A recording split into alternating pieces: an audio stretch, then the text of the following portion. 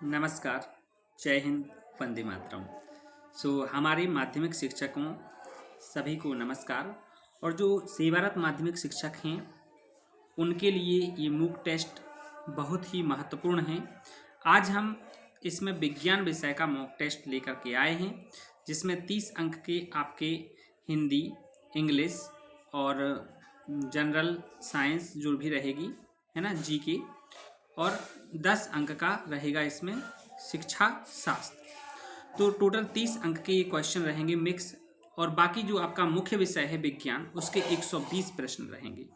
तो चलिए हम जल्दी से उस मॉक टेस्ट को एक्सप्लेन कर देते हैं, और ये पूरी वीडियो देख लीजिएगा आप पहले, उसके बाद आप वो मॉक टेस्ट लगाएंगे तो आपके 150 में से 150 अंक आएंगे। तो सबसे पहले तो आप इस वीडियो को पूरा देखें अंत तक, और इस वीडियो में ही उस मॉक टेस्ट की हम लिंक दे देंगे। तो लिंक कहाँ से मिलेगी आपको? डिस्क्रिप्शन में रहेगी। कई टीचर डिस्क्रिप्शन में से वो लिंक निकाल नहीं पाते हैं, तो सबसे पहले हम वो लिंक निकालना भी इसी वीडियो में बता देते हैं कैसे निकालना है, ठीक है। तो लिंक निकालने के लिए हम YouTube खोलेंगे अपने मोबाइल में, और जैसे ही हमने YouTube खोल लिया तो हम YouTube में सर्च करेंगे आर के राय सर। क्या करेंगे? आर के राय सर, ठीक है।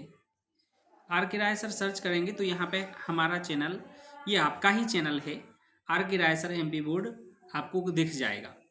और इसमें आपको ये वीडियो दिखेंगी। तो जो वीडियो आप देख रहे हैं, जैसे ये वीडियो चालू की हमने, तो यहाँ पे हमें देखना है मोबाइल में, ये यहाँ पे जो है, यहाँ पे एक मोर दिया है, मोर MORE।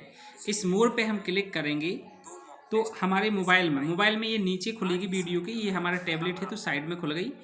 तो यहाँ पे देखो ये लिंक दिख रही है, यही आपकी मॉक टेस्ट की लिंक रहेगी। ये जो वीडियो है प्राथमिक शिक्षक की है, लेकिन जो आप अभी वीडियो देख रहे हैं ये वीडियो आपकी है। तो आपको इसी वीडियो के लिंक मोर में जाके देखना है, तो आपको डिस्क्रिप्शन में उसकी लिंक दिख जाएगी, ठीक है। तो चलिए टीचर्स, अब हम देख लेते हैं अपनी उस मॉक टेस्ट की लिंक पर क्लिक करके, और उस टेस्ट को हम कंप्लीट करते हैं। 150 अंक का पूरी वीडियो हम इसी में, पूरे 150 अंक इसी में बता रहे हैं, ठीक है।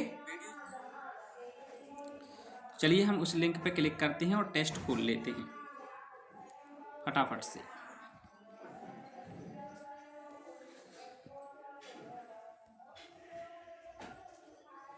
जैसे ही हमने लिंक पे क्लिक किया, आपके मोबाइल में इंटरनेट कनेक्ट होना चाहिए। इस तरह से आपका टेस्ट खुल जाएगा, ठीक है। ये लिखा है MS मॉक टेस्ट,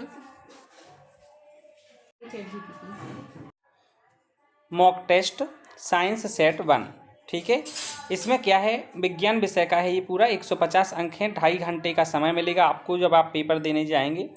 प्रत्येक प्रश्न 1 अंक का रहेगा। इसमें नकारात्मक मार्किंग नहीं है, नेगेटिव मार्किंग, ठीक है। तो जो पार्ट ए रहेगा, जो कॉमन सेक्शन है, सभी विषयों के लिए है ये। इसमें 8 अंक की हिंदी है, 5 अंक की अंग्रेजी है, 7 अंक की सामान्य ज्ञान और समसामयिकी है, और 10 अंक का आपका शिक्षा शास्त्र रहेगा। तो टोटल ये 30 अंक के क्वेश्चन रहेंगे, और 120 अंक का आपका जो मुख्य विषय है साइंस, उसके 120 प्रश्न हैं इसमें। तो चलिए ऐसे ही हम आगे निकालेंगे। तो यहाँ आपको अपना नाम डाल देना है। मैं अपना नाम डाल देता हूँ, आर के राय, और यहाँ मोबाइल नंबर डालना है। तो मोबाइल नंबर यदि आप डालना नहीं चाह रहे तो आप 10 अंक डाल दीजिए कोई भी। यहाँ हम 9 को 10 टाइम्स डाल देते हैं, 1 2 3 4 5 6 7 8 9 10, ठीक है। और ज़िला आपको अपना ज़िला चुन लेना है, लिख देना है टाइप करके। मैंने अपना डाल दिया है छिंदवाड़ा। हम नेक्स्ट पे क्लिक करेंगे, ठीक है। तो यहाँ पे हमारा टेस्ट खुल जाएगा। तो पहला पार्ट जो आया है वो हमारा कॉमन पार्ट है, कॉमन सेक्शन है, जिसमें 30 अंक के क्वेश्चन रहेंगे, हिंदी, इंग्लिश, सामान्य ज्ञान और शिक्षा शास्त्र के। तो सबसे पहला जो प्रश्न है आप देख पा रहे हैं स्क्रीन पर, हिंदी का है, अनुग्रह शब्द का अर्थ क्या है? तो इसका अर्थ होता है अनुग्रह का दया। तो यहाँ हम दया पे क्लिक करेंगे, आगे बढ़ जाएंगे, ठीक है। और अगला प्रश्न है, अधिकार शब्द में कौन सा उपसर्ग है? अधिकार शब्द में कौन सा उपसर्ग है? तो इसका सही उत्तर हो जाएगा अधि। अगला प्रश्न है जल का पर्यायवाची शब्द क्या है? तो आप सभी जानते हैं जल का पर्यायवाची है नीर। थोड़ा सा आपको ऐसा लगेगा कि सरल है ही, ठीक है। तो अभी ये पहला पार्ट है, जब हम आगे और भी टेस्ट सीरीज बनाएंगे वीडियो, उसमें थोड़ा सा स्तर हम बढ़ाएंगे, ठीक है। तो आप पहले, ये पहला टेस्ट है तो दीजिए, इसको अभ्यास कीजिए। चौथा प्रश्न है इसका, अमृत का विलोम शब्द क्या है? तो अमृत का विलोम शब्द होता है विष। अगला इसमें संस्कृत का एक वाक्य आ गया, उसका हिंदी अनुवाद पूछ लिया है कि रामः पुस्तकम पठति। इसका होता है राम पुस्तक पढ़ता है, ठीक है। अगला है वह खाता है, वाक्य में काल क्या है? खाता है, तो ये वर्तमान काल है। आगे हम देखेंगे लेखक का स्त्रीलिंग क्या है? तो लेखक का स्त्रीलिंग लेखिका है। अगला देखेंगे पृथ्वी का पर्यायवाची क्या है? तो पृथ्वी का पर्यायवाची आप सबको पता है कि धरा है, ठीक है। अब ये हमारे 8 अंक की हिंदी थी, अब हमारे 5 अंक की इंग्लिश आ गई है। इसमें पूछा है choose the correct plural of foot. Foot का प्लूरल पूछा है तो फीट होता है। Choose the synonym of happy. तो हैप्पी का जो सिनोनियम है वो जॉयफुल है। नेक्स्ट हम देखेंगे choose the antonym of cold. तो कोल्ड का एंटोनियम पूछा है, मतलब विलोम शब्द पूछा है तो वार्म हो जाएगा। नेक्स्ट है choose the correct article, she is blank teacher. Teacher के पहले हम ए लगाएंगे, ठीक है। यदि आपको आर्टिकल का कॉन्सेप्ट क्लियर करना है तो चैनल पर विजिट कीजिए, उसमें वीडियो एक डली है आर्टिकल पे आधारित। नेक्स्ट क्वेश्चन है choose the correct preposition, I am good at math. Subject good के साथ एट लगता है यदि आगे सब्जेक्ट है, तो गुड एट, ठीक है।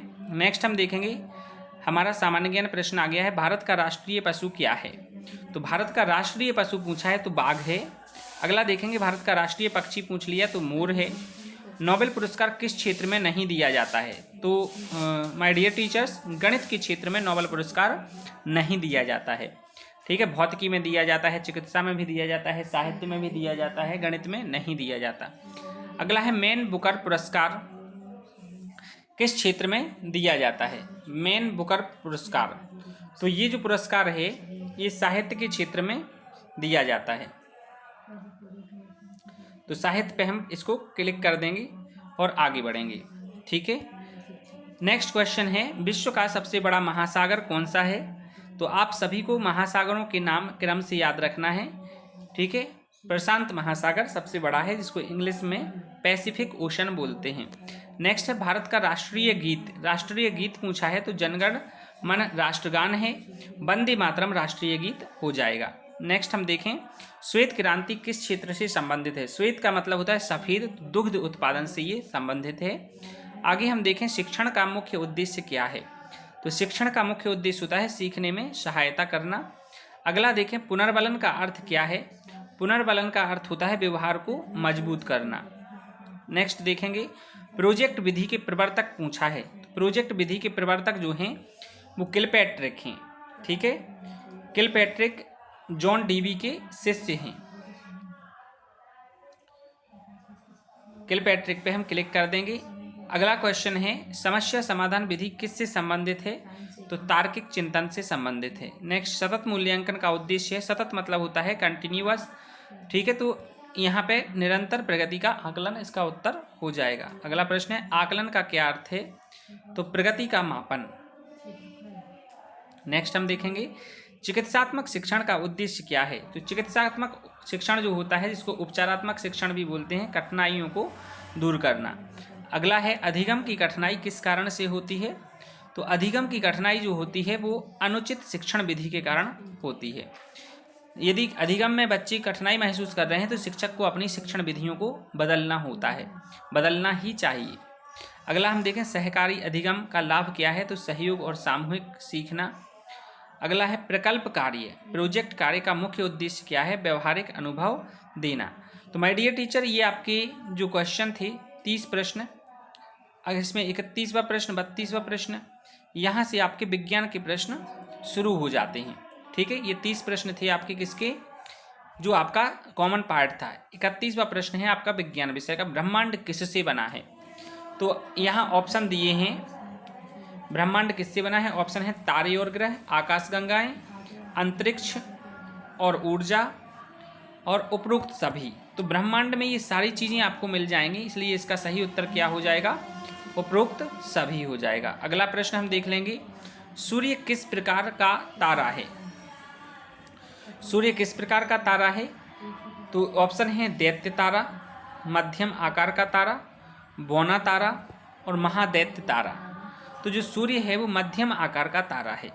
ठीक है, अगला हम प्रश्न देखेंगे, पृथ्वी से सूर्य की दूरी पूछ ली है। पृथ्वी से सूर्य की दूरी और किलोमीटर में ऑप्शन दिए हैं। ठीक है, यदि आपने सीखी हो और आपको पता हो मीटर में, तो उसको किलोमीटर में बदल के ही आप बताएं। तो 15 करोड़ किलोमीटर इसका सही उत्तर हो जाएगा। ठीक है, नेक्स्ट हम देखें, चंद्रमा पृथ्वी का क्या है?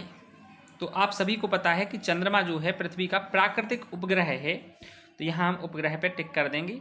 अगला प्रश्न है, सौरमंडल में कितने ग्रह हैं? तो सौरमंडल में पहले 9 ग्रह थे, लेकिन जो लास्ट का ग्रह था प्लूटो, उसको ग्रह की श्रेणी में नहीं रखा गया है अब, तो 8 ग्रह हैं और 8 ग्रहों के नाम आपको क्रम से पता होना चाहिए, सूर्य से दूरी के क्रम में। अगला हम देखते हैं, पृथ्वी से सबसे निकटतम तारा कौन सा है? तो तारा की बात की है तो चंद्रमा तो तारा है ही नहीं, इसको हम हटा देंगे।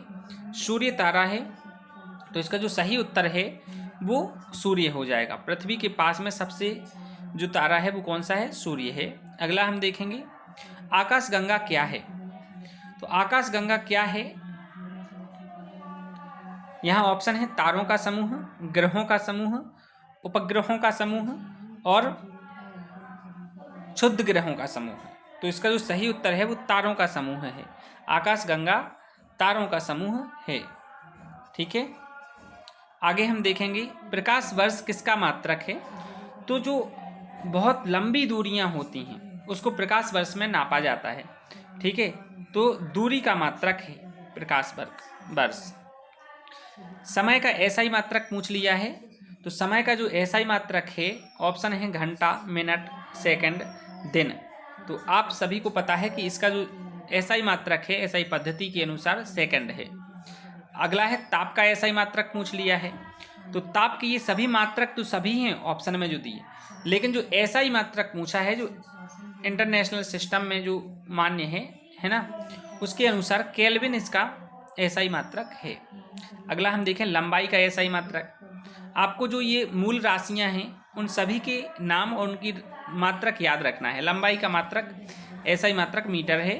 क्षेत्रफल का जो एसआई मात्रक है, क्षेत्रफल का एसआई मात्रक क्या है?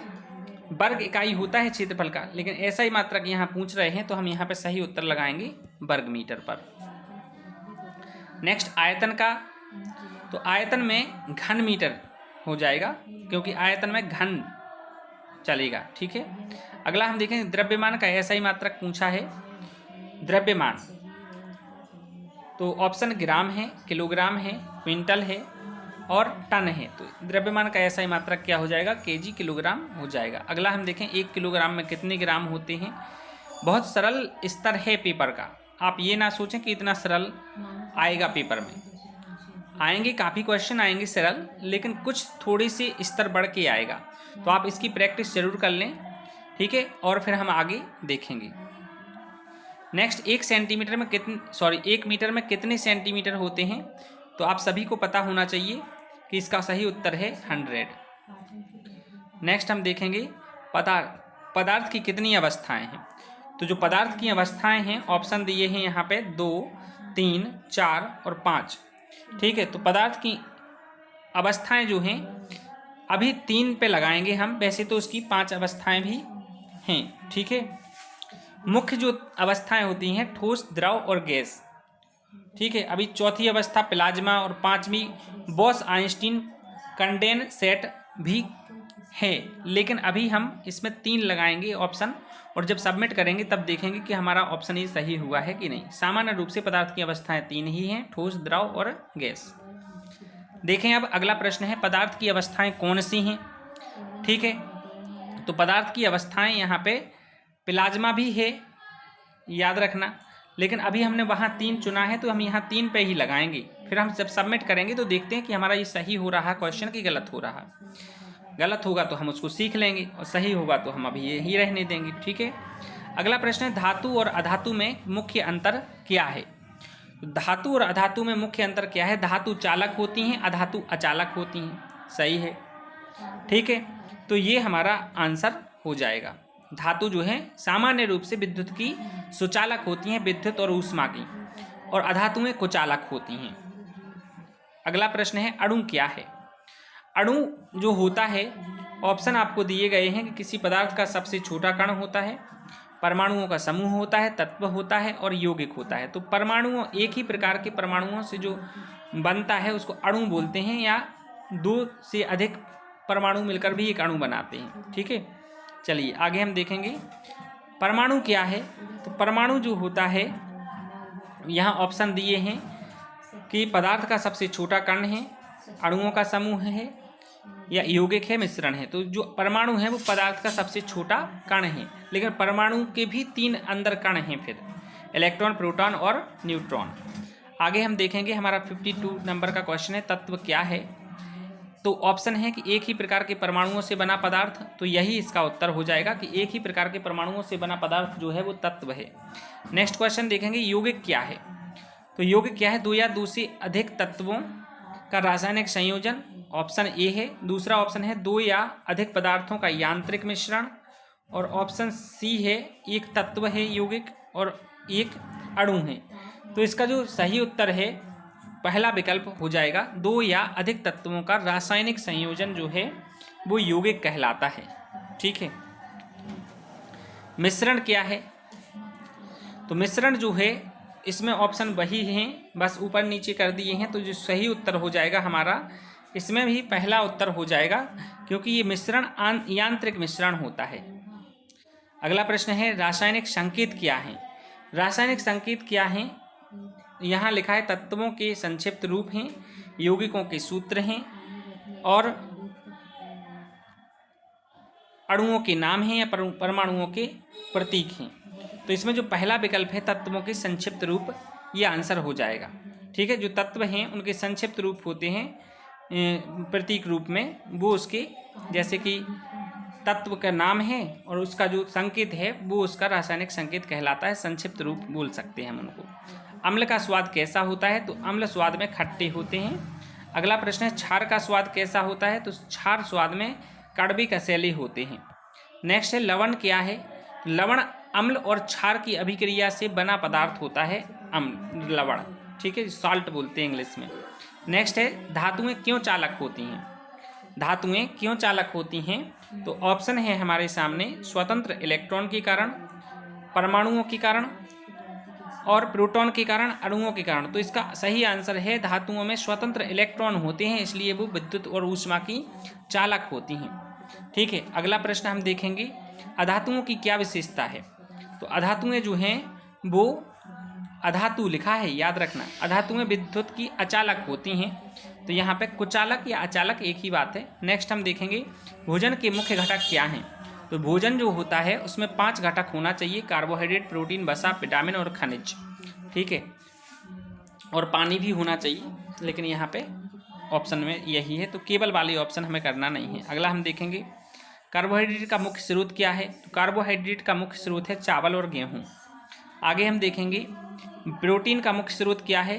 तो प्रोटीन दालों में और अंडे में मिलता है। ठीक है, अगला हम देखेंगे विटामिन सी का अच्छा स्रोत पूछ लिया है। तो खट्टी चीज़ें होती हैं जो विटामिन सी का स्रोत होती हैं, तो यहाँ पे खट्टी नींबू है। अगला देखेंगे विटामिन डी का अच्छा स्रोत क्या है। तो विटामिन डी जो प्राकृतिक रूप से मिलता है वो सूर्य के प्रकाश में मिलता है, और यदि हम और लेना चाहें तो मछली में भी विटामिन डी पाया जाता है। आगे हम देखेंगे हमारा प्रश्न है 66 नंबर पे, आयरन की कमी से कौन सा रोग होता है। तो आयरन की कमी से एनीमिया होता है। ठीक है, रिकेट्स होता है विटामिन डी की कमी से, स्कर्वी होता है विटामिन सी की कमी से, और रतौंधी होता है विटामिन ए की कमी से। आगे हम देखें कैल्शियम की कमी से कौन सी समस्या होती है। तो कैल्शियम की कमी से हड्डियां कमज़ोर हो जाती हैं। अगला हम देखेंगे संतुलित आहार क्या है। तो सभी पोषक तत्व उचित मात्रा में हों वही आहार संतुलित आहार होता है। अगला है प्रश्न, भोज्य पदार्थों का संरक्षण क्यों आवश्यक है? तो खराब होने से बचाने के लिए भोज्य पदार्थों का संरक्षण आवश्यक है। नेक्स्ट है, भोजन संरक्षण की विधियां कौन सी हैं? तो भोजन संरक्षण की विधियां यहाँ पे ऑप्शन हैं, सुखाना, नमक लगाना, ठंडा करना, गर्म करना, उपरोक्त सभी। तो ये सभी विधियों के द्वारा हम भोजन को सुरक्षित संरक्षित करते हैं। अगला है, सजीवों का वर्गीकरण किस आधार पर किया जाता है? सजीव जो होते हैं उनका वर्गीकरण किया गया है, तो किस आधार पर किया जाता है? तो समानताओं और अंतरों के आधार पर उनका वर्गीकरण किया जाता है। अगला प्रश्न है हमारा 72 नंबर पे, कोशिका क्या है? तो सजीवों की मूल इकाई है, सजीवों की। अगला है, प्रकाश संश्लेषण किस में होता है? तो वैसे पौधों में होता है, लेकिन यहाँ ऑप्शन है पौधों के किस भाग में होता है? तो पत्तियों में प्रकाश संश्लेषण की क्रिया होती है। प्रकाश संश्लेषण भोजन बनाने की क्रिया है। इसके माध्यम से जो पौधे होते हैं, हरे पौधे, ये वातावरण से कार्बन डाइऑक्साइड लेते हैं, सूर्य से सूर्य का प्रकाश लेते हैं और जड़ों के द्वारा पानी लेते हैं, और ये तीनों चीज़ें उपयोग करके प्रकाश संश्लेषण की क्रिया होती है, जिसको फूड मेकिंग प्रोसेस, इंग्लिश में फोटोसिंथेसिस कहते हैं। नेक्स्ट देखेंगे हम, प्रकाश संश्लेषण के लिए क्या आवश्यक है? तो प्रकाश संश्लेषण के लिए देखो, अभी हमने पिछले में एक्सप्लेन किया है, सूर्य का प्रकाश, कार्बन डाइऑक्साइड और पानी। तो यही आंसर ए हो जाएगा हमारा। अगला हम देखेंगे, श्वसन क्या है? तो श्वसन क्या है? भोजन का ऊर्जा में परिवर्तन, प्रकाश संश्लेषण, बाष्पोत्सर्जन, परागण। तो पहला ऑप्शन हो जाएगा, भोजन का ऊर्जा में परिवर्तन ही श्वसन है। ठीक है। अगला प्रश्न हम देखेंगे, मानव शरीर में रक्त पंप करने वाला अंग कौन सा है? मानव शरीर में जो रक्त को पंपिंग का काम करता है वो हृदय है। ठीक है। अगला हम देखेंगे, मानव शरीर में रक्त को शुद्ध करने वाला अंग कौन सा है? रक्त को शुद्ध कौन करता है?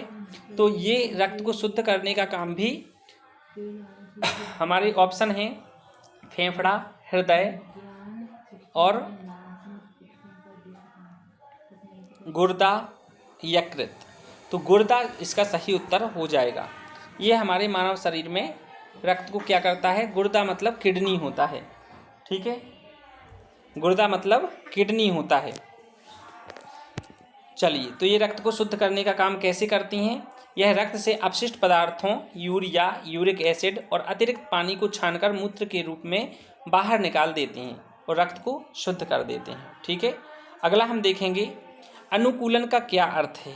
अनुकूलन मतलब होता है अपने आप को ढाल लेना, अपने आप को स्थिति, वातावरण, समय के अनुसार बदल लेना। तो पर्यावरण के अनुसार बदलना, यही अनुकूलन कहलाता है।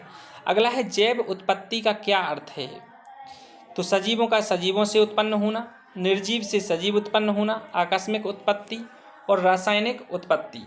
तो आपको सभी को पता है कि आकस्मिक उत्पत्ति तो होती नहीं, रासायनिक उत्पत्ति निर्जीव से सजीव बनेंगे नहीं, तो सजीवों से सजीव का उत्पन्न होना ही जैव उत्पत्ति कहलाता है। अगला हम देखेंगे, आनुवांशिकता क्या है? आनुवांशिकता कहलाती है लक्षणों का पीढ़ी दर पीढ़ी स्थानांतरण।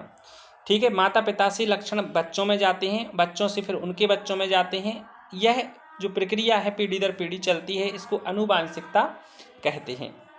अगला हम देखेंगे प्रश्न, मानव शरीर की सबसे बड़ी कोशिका कौन सी है? तो मानव शरीर की सबसे बड़ी कोशिका, यहाँ पे हम ऑप्शन देख लेंगे। ऑप्शन दिए हैं, अंडाणु, शुक्राणु, मांसपेशी कोशिका और तंत्रिका कोशिका। तो मानव शरीर की जो सबसे बड़ी कोशिका है वो अंडाणु होती है।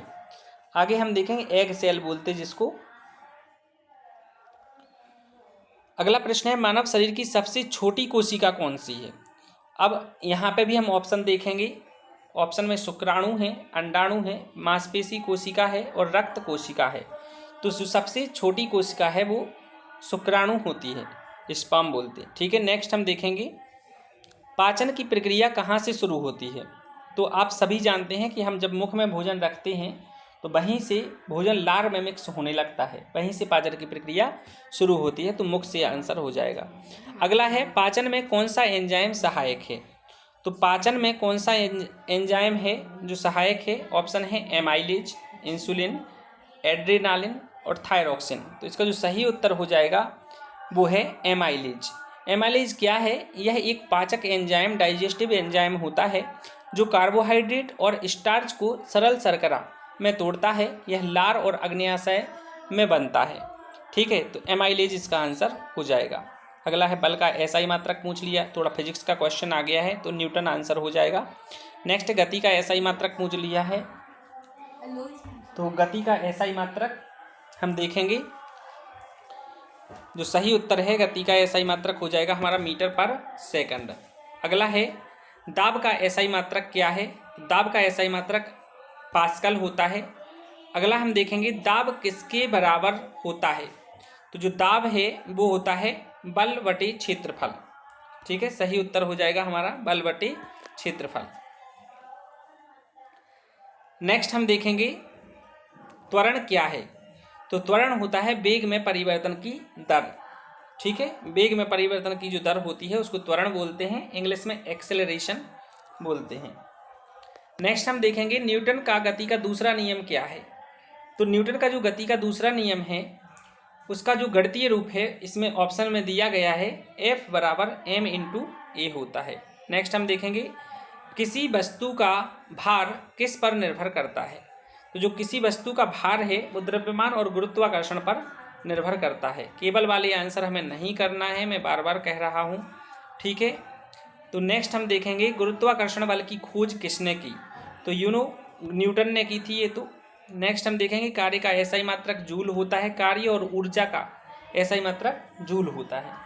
नेक्स्ट देखेंगे ऊर्जा का एसआई मात्रक, मैंने वही चर्चा की और अगला क्वेश्चन वही देखने को मिल गया, तो जूल इसका भी आंसर हो जाएगा। नेक्स्ट देखेंगे हम 95वां क्वेश्चन है गतिज ऊर्जा किस पर निर्भर करती है, तो जो गतिज ऊर्जा है काइनेटिक एनर्जी इंग्लिश में बोलते हैं, हाफ mv² इसका फॉर्मूला होता है ना। तो ये द्रव्यमान और वेग पर, क्योंकि उसका होता है काइनेटिक एनर्जी हाफ mv, तो m मतलब द्रव्यमान और v मतलब वेग। ठीक है, वेलोसिटी। तो यहाँ पे आंसर द्रव्यमान और वेग पर निर्भर करती है। और अगला है स्थितिज ऊर्जा किस पर निर्भर करती है, तो इसका mgh होता है। ठीक है, तो ये h आ गया इसमें, h मतलब हाइट, तो द्रव्यमान और ऊंचाई पर निर्भर करती है। नेक्स्ट क्वेश्चन हम देखेंगे ऊर्जा संरक्षण का नियम क्या है, तो ऊर्जा संरक्षण का नियम यही है कि ऊर्जा ना तो उत्पन्न की जा सकती है और ना ही उसे नष्ट किया जा सकता है, बस उसका एक रूप से दूसरे रूप में परिवर्तन हो जाता है। तो ये ऑप्शन हमारा सही हो जाएगा। अगला है शक्ति का एसआई मात्रक क्या है, तो शक्ति का जो एसआई मात्रक है वो वाट है। नेक्स्ट देखेंगे मशीन क्या है, तो मशीन कोई भी ऐसा उपकरण है जो हमारे कार्य को आसान बना दे। जैसे कि आप लोगों ने वो 3 इडियट मूवी देखी होगी, 3 इडियट में पूछते हैं मशीन क्या है, तो वो आमिर खान कहता है जो हमारे पेंट की जेब है वो चेन है वो भी मशीन है, क्योंकि वो हमारे काम को आसान बनाती है। ये थोड़ा मजाक वाला क्वेश्चन है, बट वो मशीन है जो भी काम को आसान बना दे। ये पंखा है जो चल रहा, वो भी मशीन है। ठीक है, चलिए अगला हम देखेंगे लीवर किस सिद्धांत पर काम करता है, तो जो लीवर है वो उत्तोलन सिद्धांत पे काम करता है। यहाँ बॉडी पार्ट के लीवर की बात नहीं हो रही है, लीवर मतलब उठाने वाले, जो लीवर से कई चीज़ें उठाते हैं ना अपन, वो। ठीक है, फिजिक्स का है ये क्वेश्चन, ना कि बायोलॉजी का। नेक्स्ट हम देखेंगे ताप और ऊष्मा में क्या अंतर है, तो ताप माप है और ऊष्मा ऊर्जा है, बिल्कुल राइट। नेक्स्ट हम देखेंगे ऊष्मा का एसआई मात्रक क्या है, तो ऊष्मा का जो एसआई मात्रक है वो भी जूल होता है, कार्य ऊष्मा ऊर्जा जूल हो जाएगा आंसर। अगला हम देखेंगे ताप मापने का उपकरण क्या है, तो आपको सबको पता है कि ताप जो हम बॉडी टेम्परेचर मापते हैं वो थर्मामीटर से मापते हैं। नेक्स्ट देखेंगे डॉक्टरी थर्मामीटर होता है वो। ऊष्मा किस प्रकार संचारित होती है, तो चालन संवहन और विकिरण द्वारा ऊष्मा संचालित होती है। ये अलग अलग इनके डिटेल में पढ़ेंगे, कक्षा 6वीं 7वीं की जो विज्ञान है उसमें डिटेल में दिया है इसका ऊष्मा का संचरण। ठीक है, अगला देखेंगे ऊष्मा चालक का उदाहरण क्या है, तो ऊष्मा चालक इनमें से लोहा उदाहरण हो जाएगा। नेक्स्ट देखेंगे हम क्वेश्चन है भौतिक परिवर्तन का उदाहरण क्या है। भौतिक परिवर्तन वो परिवर्तन होते हैं जिसमें पदार्थ के रासायनिक गुण नहीं बदलते, सिर्फ भौतिक गुण बदलते हैं।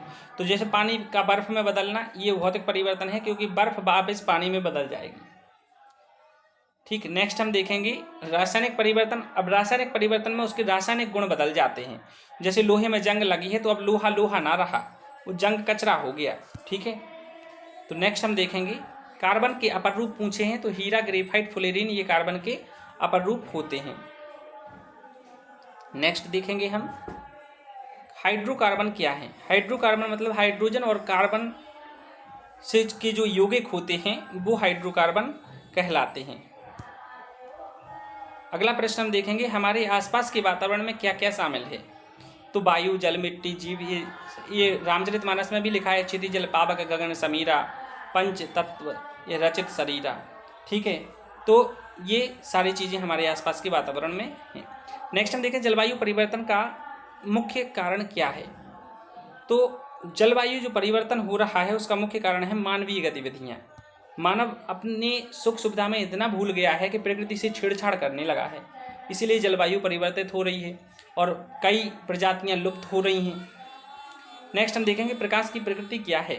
तो जो प्रकाश है उसकी प्रकृति तरंग और कण दोनों हैं। ठीक है, नेक्स्ट हम देखेंगे, प्रकाश की चाल कितनी है?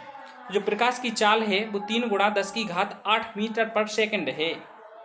बहुत खतरनाक स्पीड है प्रकाश की। ठीक है, चलिए नेक्स्ट देखें, ध्वनि की चाल पूछ ली है।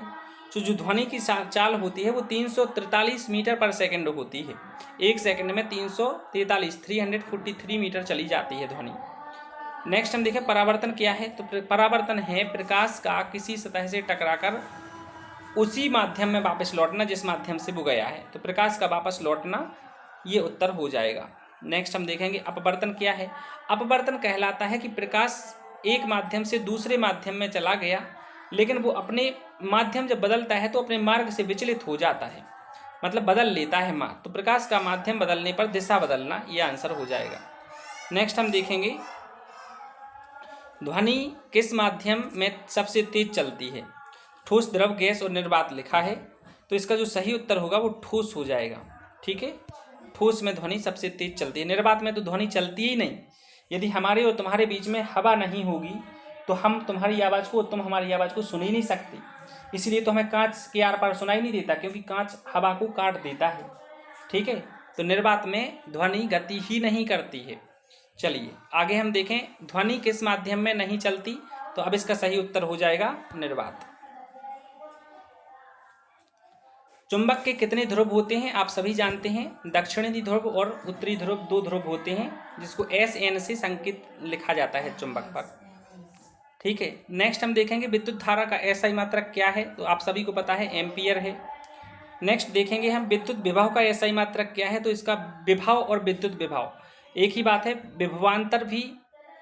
विभवांतर और विभव का मात्रक वोल्ट ही होता है, तो वोल्ट आंसर हो जाएगा इसका। नेक्स्ट हम देखें, प्रतिरोध का SI मात्रक। प्रतिरोध का SI मात्रक ओम नाम के वैज्ञानिक के आधार पर ओम रखा गया है। ठीक है, ओम का नियम क्या है? तो जो ओम का नियम है वो है V = IR। ठीक है, I जहाँ पे क्या है? विद्युत धारा है, और R जो है वो रेजिस्टेंस है। ठीक है, प्रतिरोध है। नेक्स्ट हम देखेंगे, और V है विभवांतर। विद्युत परिपथ क्या है? परिपथ वो होता है जिसमें विद्युत धारा प्रवाहित होती है, मतलब विद्युत धारा का जो पथ होता है वो विद्युत परिपथ होता है। नेक्स्ट हम देखेंगे, चुंबक का उपयोग कहाँ होता है? तो चुंबक का उपयोग ऑप्शन है कंपास में, घड़ी में, रेडियो में, टेलीविजन में। अरे चुंबक का तो उपयोग सब जगह होता है। तो यहाँ हम देखेंगे, रेडियो में जो स्पीकर लगा रहता है वहाँ भी होता है, बट यहाँ मुख्य रूप से हम देखें तो चुंबक का उपयोग कंपास में होता है, दिशा को पता करने के लिए। कंपास को हिंदी में दिक्सूचक बोलते हैं। ठीक है, तो हमें जब ऐसे ऑप्शन मिलें कि जिनमें रेडियो में भी होता है, टेलीविजन में भी स्पीकर लगे रहते, वो स्पीकर में होता है यूज, इसलिए ये आंसर नहीं करेंगे हम। यहाँ सही उत्तर हो जाएगा हमारा कंपास। अगला प्रश्न है, प्राकृतिक संसाधन क्या है?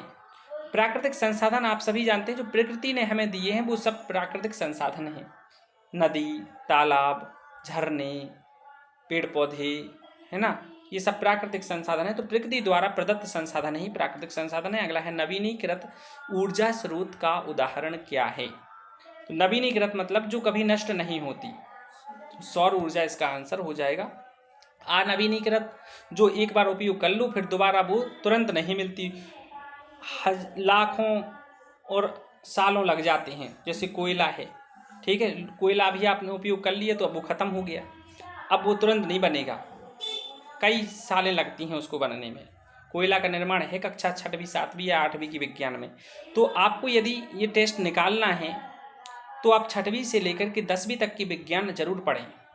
अगला प्रश्न है, जल संरक्षण क्यों आवश्यक है? तो जल संरक्षण पानी की कमी के कारण आवश्यक है। ठीक है, नेक्स्ट हम देखेंगे वनों की कटाई का क्या प्रभाव है। तो जब वन काट रहे हैं तो पारिस्थितिकी तंत्र जो है वो डगमगा रहा है, पारिस्थितिक असंतुलन हो रहा है। तो यही आंसर हो जाएगा। पारिस्थितिकी मतलब इकोसिस्टम, ठीक है, जिसको एजी टांसले ने सबसे पहले नाम दिया था इसका। अगला है, खाद्य उत्पादन किस पर निर्भर करता है? मिट्टी, जल, बीज पर, तीनों पर। यदि इनमें से एक भी चीज नहीं होगी तो खाद्य का उत्पादन नहीं होगा। देखेंगे हम अगला प्रश्न। हमारे सामने अगला प्रश्न है, खाद्य प्रबंधन का अर्थ क्या है? खाद्य प्रबंधन मतलब होता है मैनेजमेंट, उसका भोजन का संरक्षण और वितरण। यही आंसर हो जाएगा। अगला देखें, उर्वरक क्या है? तो पौधों की वृद्धि के लिए पोषक तत्व ही उर्वरक कहलाते हैं। जैविक खेती का लाभ क्या है? तो ये पर्यावरण के अनुकूल है, इसलिए इसको ज़्यादा उपयोग में लाना चाहिए। फसल चक्र क्या होता है? फसल चक्र मतलब फसलों को बदल बदल के बोना, एक ही खेत में अलग अलग फसलें उगाना। अगला है, सिंचाई क्या है? सिंचाई मतलब फसलों को पानी देना। हरित क्रांति किससे संबंधित है? तो हरित क्रांति जो है वो कृषि से संबंधित है। हरित मतलब हरा होता है और कृषि हरी हरी होती है। नेक्स्ट देखें, श्वेत क्रांति, श्वेत मतलब सफेद, तो दुग्ध उत्पादन हो जाएगा।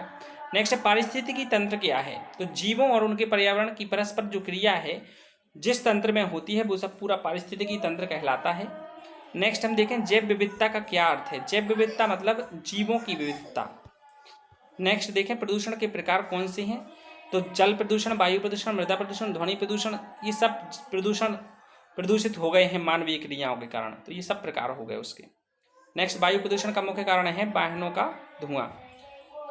अगला प्रश्न देखेंगे, जल प्रदूषण का मुख्य कारण क्या है? तो औद्योगिक अपशिष्ट, उद्योग जो हैं, कारखाने जो हैं, फैक्ट्रीज हैं, इन सबसे अपशिष्ट पानी निकल रहा है, केमिकल्स निकल रहे हैं और जाके नदी तालाब में छोड़ दिए जाते हैं, तो जो जल प्रदूषित हो जाता है। नेक्स्ट, ध्वनि प्रदूषण का मुख्य कारण क्या है? ध्वनि प्रदूषण का मुख्य कारण है यातायात, वाहनों की शोर, हॉर्न की आवाज़, एटसेट्रा एटसेट्रा।